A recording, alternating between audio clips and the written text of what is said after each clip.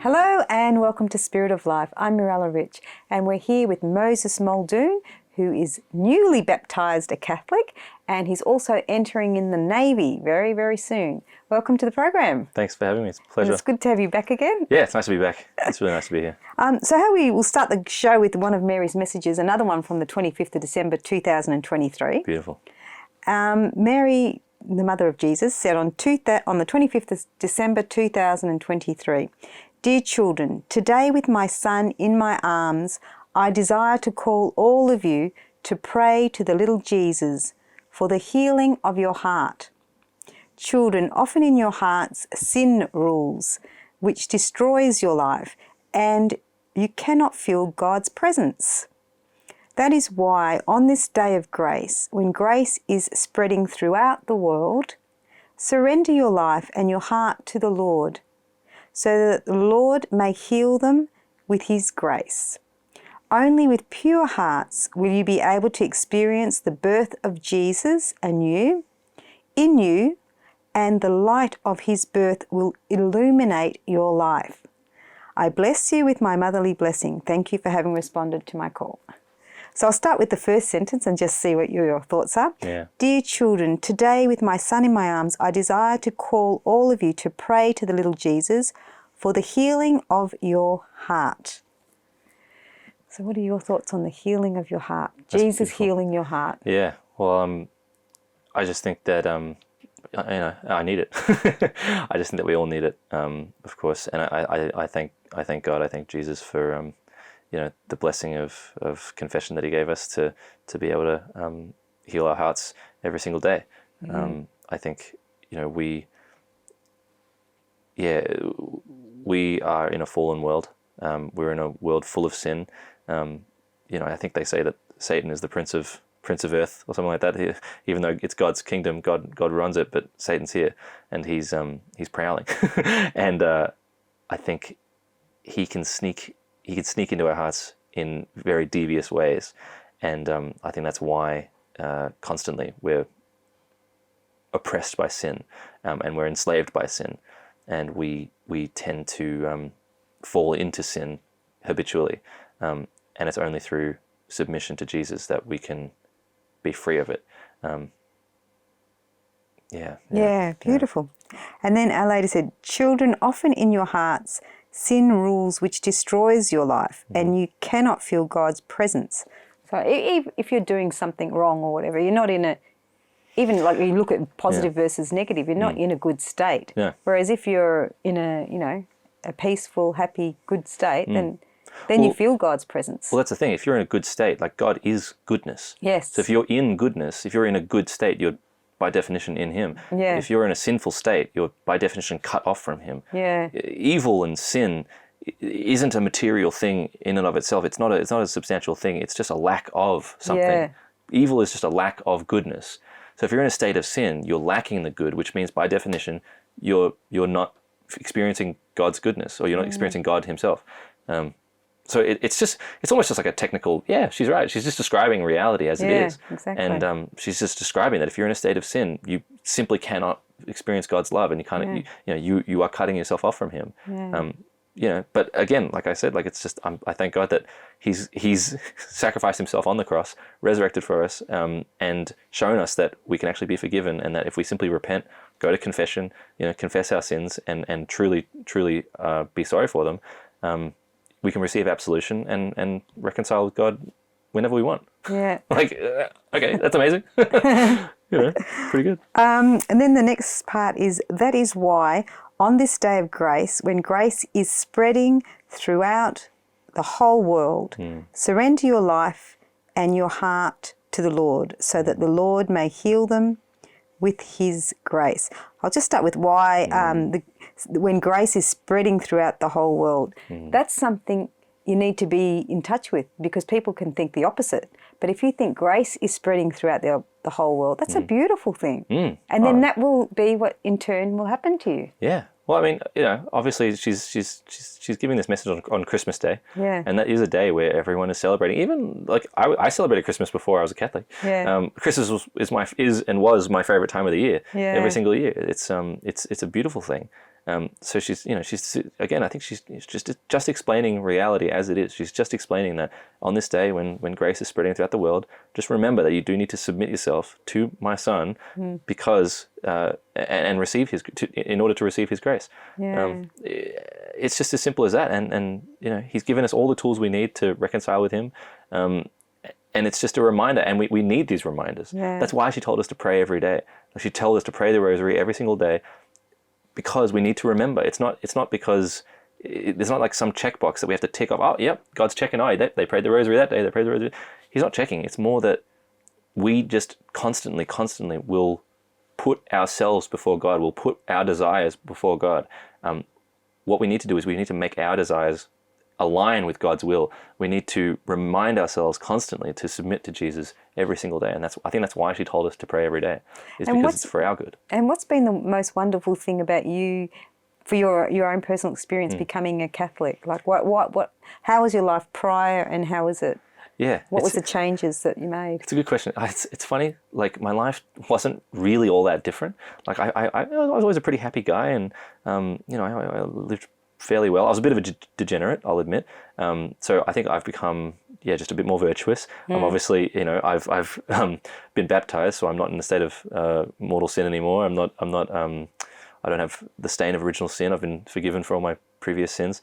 I think what I have now is just certainty, some peace in my mind and in my heart, of why I'm here, of the state of the universe, of the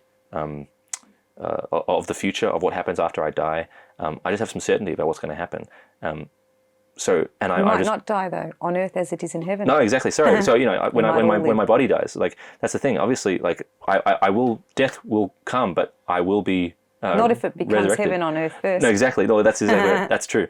I can't presume that that's going to happen in my lifetime though. But I'm just saying, it's like I just have certainty about the fact that there will be ultimate justice, and I will reconcile with God, so long as I don't die in a state of mortal sin. Knowing that gives me peace, gives me happiness. It gives me happiness from the gratitude I have for knowing that. The fact that God's told me that, and I've received that message, I'm just so grateful, and it's just fantastic. It's pretty simple, so nothing's really changed, just how I view the world and how I view reality. And so do you feel like you have a different peace about you now than you had before? Yeah, absolutely. Yeah. Like I didn't have a peace before. Yeah. I was sort of in the dark. I didn't have anything. I was living my life, and I had thoughts and I had experiences, and I was, it was just, I've been born anew. Beautiful. We have to go to a break on that note. You're watching Spirit of Life. Stay with us. We'll be back with more very shortly.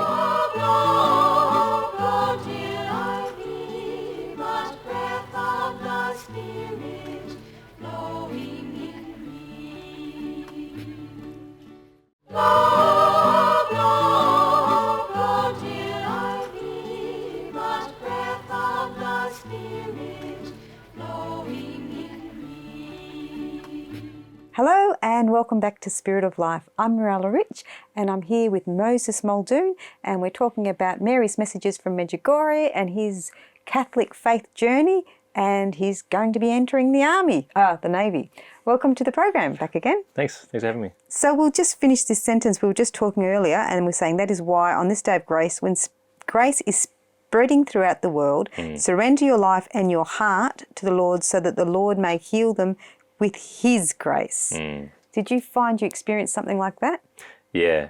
I think I described this last week on the program, but I have experienced that where, in a more direct way, but also even looking back on my life, I can see in hindsight God directing me towards where I am and further into the future as well. I guess, I always come back to my journey sort of started tackling these questions of death and of existence itself and the creation of the universe. I didn't get to Jesus till way later, but I tend to always go back to those kind of foundational questions, and I just think that God's grace allowed me to exist at all. God's grace allowed me to be born and allowed the universe to exist, and I often start a prayer, any prayer that I might do, I'll just say, oh God, thanks for creating the universe, and thanks for, allowing existence to persist every single second, and that sort of thing. That's wonderful. Yeah. So my experience is that just existing is a blessing. Yeah, and it's a gift. Like, if people could realize how amazing they are, Well, if everyone did. Like, why? Like, it's one of those questions. It's like, why do I exist at all? Why is there anything? Why is there something rather than nothing? The fact that there is something is just, it didn't have to be, and yet it is, and yet I get to experience it. Yeah. What? That's amazing. Yeah. It's unbelievable. It's absolutely unbelievable, and yet it is. Yes. And we get to experience it every single second. I look at my hands and I just go, "What is this?" Yes. It's a miracle. Yeah. That's so beautiful. Yeah. That's so beautiful. I was watching a video I think the other day, and someone just called it something, I can't remember what it was, like the universe or the world or something, or the earth. And it just showed all these magical pictures of everything that exists in the sea, actually. You're going to the Navy. Yeah. So just like all these beautiful birds and these, all these sea animals, and how they're just so happily, and the fish flying through the water. Just life. Yeah. Where everything was life. It didn't have to be, and we live in this grand cosmos of billions and trillions of stars and galaxies, and all these beautiful things that we get to see and experience. Well, we don't get to personally experience it, but we get to see it now. Yeah. And people might say, "Oh, you think God created this entire gigantic universe just to care about little old you?" And I just go, "Well, yeah, apparently He did, and that's amazing. Yeah. That's just absolutely brilliant." And everyone that realizes that gets this new big light in them, which transforms the earth around them. Yeah, well, and speaking of, a light being born, that's what Christmas Day was all about, was God becoming man and actually becoming one of us and experiencing life for Himself as one of us, and when we get to interact with Him on a personal level. It's just, the miracles are just too many to count. It's unbelievable. It's incomprehensible, and that's why I'm just so grateful. So grateful to the person to the person and to the being that created the universe, which is God, which is Jesus. Beautiful. Unbelievable. So the next part of the paragraph, only with pure hearts will you be able to experience the birth of Jesus anew in you, and the light of His birth will illuminate your life. So there's such beautiful, positive things to sort of reflect on and embody as well, literally. Yeah. I mean, like we were saying, it's such a blessing. I know there's always a stereotype about Catholics being, sullen and always self-flagellating and down, and yet my experience has been that the complete opposite is that Catholics are so overjoyed because of the gift that Jesus represents. He is the light of the world, and with pure hearts, she says, only then can we experience Him, and I think that's true. She's right. And the only way we can get pure hearts is through Him. With His blessing, with again, I keep on saying, but like with the gift of confession, with the gift of baptism, just absolute miracles they are, and confirmation as well. Like all of it, it's we get to experience that. We get to experience Him. So I just, again, a reminder that you should go to confession. Go to confession, and if you haven't been baptized, get baptized. Beautiful. And then the next part is, I bless you with my motherly blessing. Thank you for having responded to my call, so that she loves us and she's with us. Yeah, see, she's amazing. And, again, this kind of, because I'm relatively new to it, again, what's fresh on my mind is this idea of, are we idolizing Mary too much? Are we worshiping Mary? And it's like, no, not at all. She's the mother of God in the sense that she gave birth to Jesus, who is God. Yeah. But she's a person just like you and me, except obviously she was sinless, which is a gift from God. Again, we can venerate her and we can respect her and love her because she loves us so much, and single thing that she does is to help us find Jesus. Like she's got Him in her arms, and she's like, here He is, come get Him. She's doing everything she can to show us Him. So we should love her for that. We should pray the rosary and ask for her intercession. Ask her to pray to God and pray to Jesus on our behalf. It's just beautiful. It's a beautiful thing. And I'm going to read out also some other little gospel readings just to get your reflections on it, or you can just say whatever your thoughts are. Yeah. The next one is Luke 17:21. The kingdom of heaven is within. And for me, people are always looking outside them. This is just my opinion. People are just looking outside themselves, wanting someone to save them, someone to help them, but the kingdom of heaven is within us. It's all within us. You don't have to be looking and doing all this reading and doing all this research. It's all here, but we're taken away from ourselves so much with all the distractions of the world. You need this, you need this, you need to buy this, you need to buy this, you need to look like this, you need to whatever. Yeah, no, I But agree. it's all here. It's heaven's in us. I look at that, I hear that, and I just think that, again, obviously there could be a lot more to this that could be unpacked, and more knowledgeable theologians could unpack it more. But I hear it, and I just hear that the faith in God is within. Yeah. Faith in God is what brings the kingdom of heaven about. I think if you're struggling with that, I think a little bit of research and a little bit of reading actually does help. But the whole point is that it should be in the service of in the service of finding faith. That's it. And if you're struggling with that, go talk to your local priest. Go talk to your priest and ask him questions and hassle him. Ask him serious, hard-hitting questions. Go, hey, is God real? Like, is this serious? And actually figure it out and come to those conclusions yourself. Because if you're struggling with that, it's not a sin. Alone. Yeah. It's not a sin. It says in the catechism. No. It says in the catechism that you should be questioning these things and you should be figuring out, and that doesn't lead to Question doubt. everything. Yeah. We have to go to a break now. No, that's all right. You're watching Spirit of Life. Stay with us. We'll be back with more very shortly.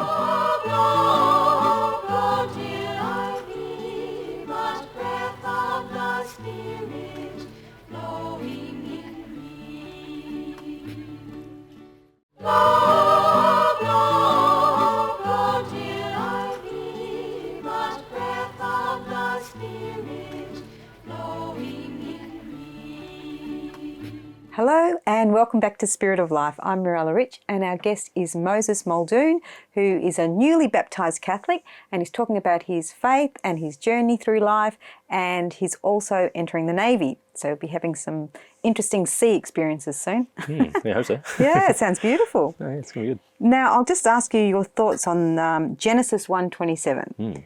So God created man in his own image. In the image of God, he created him. Male and female, he created them. So he's created each one of us, some of us to our knowledge, that we're really created in his image, like a parent and their child. The child usually looks a bit like the parent or represents things of the parents. Same with us. We have the qualities of God, but we're not God, but we have the qualities of God because we're his children. So we need to sort of, I guess, tap into that a little bit more with a respect, with a good respect. Yeah, well, I think that passage there is extremely important when it comes to where we derive our morality from. A lot of people, if you're a Christian, you have a basis for where your morals come from. Our morals come from God. Our morals come from the moral lawgiver who's dictated that we have certain qualities that need to be respected, that we are distinct from animals, and that we need to treat ourselves and each other in a certain way, and we need to treat animals in a certain way, and that there's a natural order to these things. If you take away that passage, like certain atheists might, or even not necessarily all atheists, atheists by default would, but also other people of other religions and that sort of thing, you can end up in some really gruesome territory where, well, what is special about people? There isn't really anything special about people. We're just all animals. We're all just, we just have different cognitive functions. We just have different brain mechanics. There's nothing inherently special about people versus, say, a cow or a dog or a pig. So, either we shouldn't be eating cows or pigs or that sort of thing, or maybe there's nothing wrong with eating people. I can't. Exactly. I don't think you should eat either. No, that's vegan. No, that's fair enough. But my point would be is that if there's no basis for morality, you can end up in some really gruesome areas, and it actually has serious ramifications. And so having that passage in the Bible is actually extremely, extremely important, because if you take that out, if there is nothing special about people, then where do we draw the line? Where's the morality about why should I treat my other people differently than how I treat a dog? Why I enslave my dog when I have him as a pet. Why can't I enslave a person? Well, because that person was created in the image of God. That person is actually inherently special because they're a person. It's self-evidently true.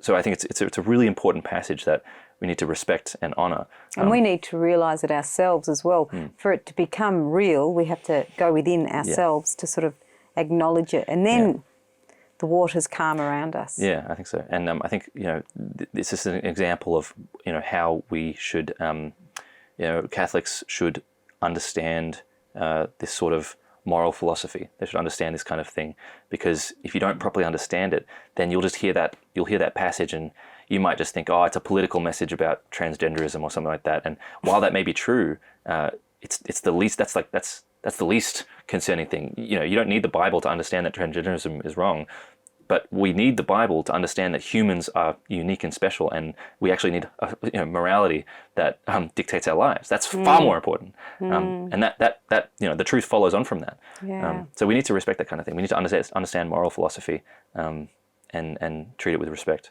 Yeah, and also tap into the amazing creatures that each person is, or the amazing, like you were saying before about you looking at your hands and you're thinking, wow, Yeah. Everyone is so amazing. Every single human being on this earth is amazing. And that's why Jesus told us to love our neighbor as ourselves. Yeah. There's a reason for that. Because he told us to. But the whole point is that he created us in his likeness. He became man himself. Yeah. We need to listen to that. We need to, and when we appreciate that, it's much easier to then love, a stranger, love someone, love your enemy. It's much easier to do that. And it lifts the vibration of the earth as well. If everyone just loves that little bit more, give a smile to someone that's sitting, sadly by themselves, or say something nice. That person was created in the image of God. Exactly. Oh my goodness. Yeah, exactly. Like to look at everyone like that. Yeah. Like that's another person, that's another sister or brother created in the image of God. That's amazing. That's not just like a mental trick. That's not like a life hack. That's the truth. Yeah, that's the truth. That's the truth. You're not saying, oh, maybe I should start acting this way and I might be more happy. It's like, no. The creator of the universe has said that he's done this. Yeah. You need to be looking at other people as if they were created in the likeness of God, because they were created in the likeness of God. And then you need to act accordingly. That's it. That's it. That's it. That's it. And, hopefully more and more people will start doing this, and this earth will actually become heaven on earth. Well, this is the kind of thing that actually led me to being a Catholic. This kind of philosophical thinking of, does it make sense that the universe was created or not? I think it makes sense that the universe was created. If it was created, then what created it? Some kind of being that is all-powerful, all-knowing, personal, loving. Well, if that's the case, then holy crap, I need to live my life according to that thinking. Yeah. And that led me to being a Catholic. So this kind of stuff has serious consequences. This kind of understanding this philosophy has serious consequences, and I think everyone needs to learn about it and understand it, because the church teaches that faith and reason are two wings of the same bird that lifts us up. Yeah. It's an extremely important part of being a Catholic. Yeah. And if you can't defend your faith through reason, well then you might end up losing your faith, and obviously you can't have that. Yeah. So I think everyone needs to learn more about philosophy. Go on YouTube and just look up certain people like Trent Horn, fantastic Catholic apologist. Yeah. William Lane Craig, not a Catholic but a Christian apologist who talks about philosophy, talks about God and why we should believe in him. Incredible stuff. Listen to them. And were they people that had a good influence on you? Massive influence. That's so beautiful. We've come to the end of the program. Yeah. Thank you so much for coming on the program. No, my pleasure. Moses. Thank you. Thanks for having me. You've been watching Spirit of Life. I'm Mirella Rich, and our guest was Moses Muldoon. I hope you enjoyed the program and you always feel Jesus' presence within you and around you, shining his light on you. Bye for now.